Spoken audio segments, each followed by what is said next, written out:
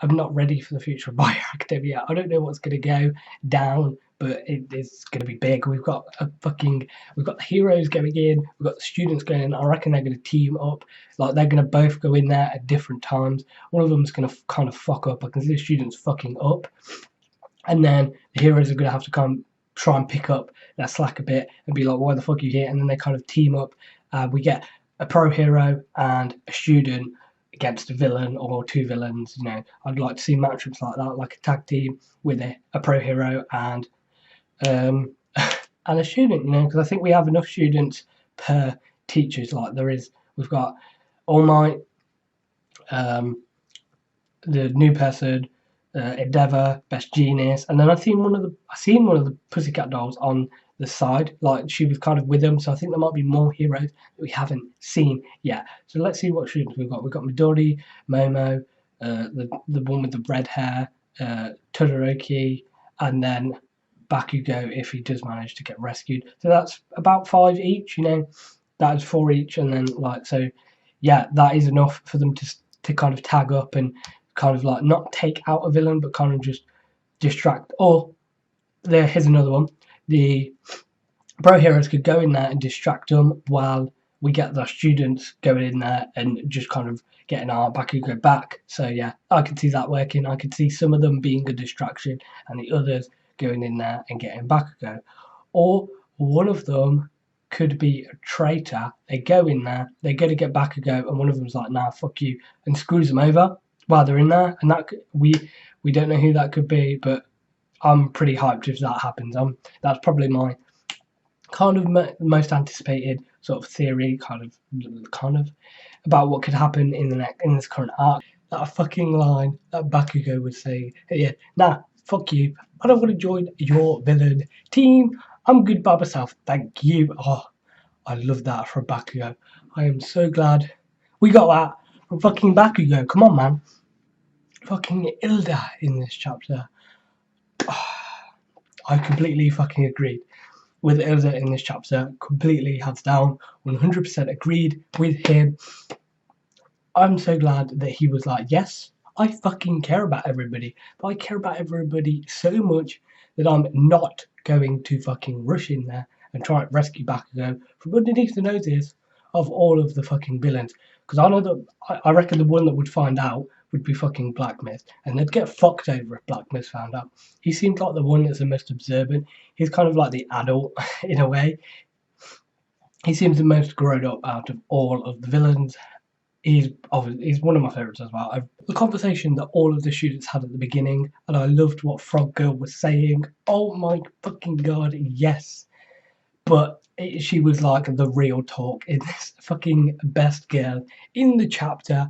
I loved it. She was like, no, you're just as bad as the fucking villains if you do shit like this. If you sneak in there and try and get him and fucking break the rules that we as a society have built up, that the fucking heroes have built up, have came up with, you're no better than the villains. You're defying them just as much as the fucking villains would. And I love that we got her and Ilda going in, being like, no, we cannot attack. We need to have some sort of plan. We need to leave it up to the pro heroes. And talking about the pro heroes, seeing all of them lined up like that, and to be honest, I think the manga stream that I think I read the manga stream translations, they weren't great because we went 1, 2, 4, and 5 when I think that he was 3. So we got a new fucking hero, and he is looking sick. I'm loving his character design. One of my favorite heroes so far. I mean, I just love every character in My Hero. It's kind of, yeah.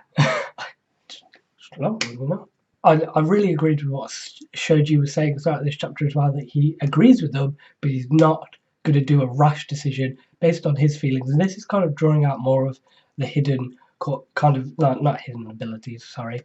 This is drawing out sort of their kind of characters, putting them in a situation where they're doing it based on their feelings or based on what's logical. And we've got people that are doing it based on what's logical and people doing it based on their feelings. And you can really kind of see the divide between each member in the class. And I love that. I love seeing the different sort of points, the different sort of like characters that there are. It kind of brings them all together and shows that each of them are individuals, each of them think in their own different ways, and some of them wanted to go, some of them didn't want to go, some of them wasn't sure whether to go. I love that. I freaking love that. And to be honest, in this chapter, Deku's arms look fucked. Like, they're completely gone. The doctor was saying that the recovery girl was getting proper pissed with him, and that if he keeps doing that, then he won't be able to recover his arms. And Deku being Deku, I can see him doing that again, definitely. And he was like, I think that's why he said 2 or 3 times, because I bet that's been put in place. So he's able to do it at least twice more,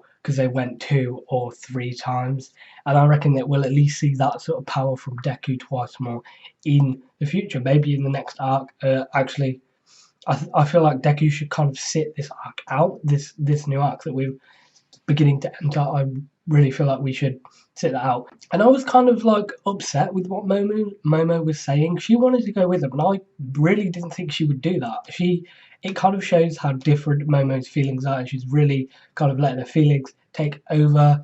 So, you know, Momo, what's going on? I kind of thought that you were going to hang back a bit. And it's kind of nice to see Momo kind of taking more of a central position within this arc. I'm actually loving that. But I kind of thought that she'd be like, no, I don't know where to go. But she was like, yeah, let's fucking do this. Let's just go. Come on, I'm ready. I am ready. Let's go and fucking take them down. And what was cool is that they weren't going to actually rush in there. It was kind of like a stealth mission where they were going to go in and like fucking sneak around and then try and find her. And when Ilda fucking hit Midori, holy shit, man, we know how much this means to Ilda. You can just tell how fucking distressed he is and how he feels about this whole situation. So I am hyped for this next arc where we are going to go in and we're going to try and rescue Bakugo. And hopefully we'll do it because we want our Bakugo back. We want our hot-headed little dirty blonde dude back. So yeah, this was a Boku no Hero chapter review. Let me know if you liked it. Go and check out my 5 backstories that I want to see in My Hero Academia, because I fucking love this series. I just love to talk about it, and I would like to, you know, talk about it more. So you can go and see that if you're interested, and see you in the next one, guys.